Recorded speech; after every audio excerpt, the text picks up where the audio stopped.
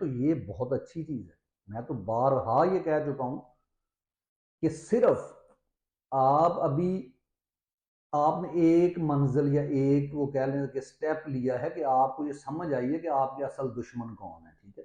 उसके बाद आपने पार्टिसिपेशन शुरू की है, जो कि कायदे आजम जिनका नाम अब आहिस्ता आहिस्ता निकाला जा रहा है। क्यों? क्योंकि ये इसराइल को तस्लीम करने का इनको ऑर्डर आ चुका है आकाओं की तरफ से, इसलिए वो आपको नजर आएगा। बल्कि बहुत बड़ी खबर है जो इमरान रियाज खान ने दी है कि इनकी सहाफ़ियों से मुलाकातें, ये बाद में बात करते हैं कि सहाफ़ियों से जो है इनकी मुलाकातें हो रही हैं, जहाँ पे ये बयानिया दिया जा रहा है कि जनाब आप इसको ख़त्म करें, ये पुराना जो था, अब पाकिस्तान 70 साल आगे आ गया है।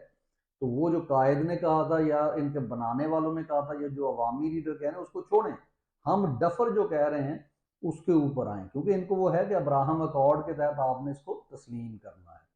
तो बहरहाल बात हो रही थी पीटीआई के जो है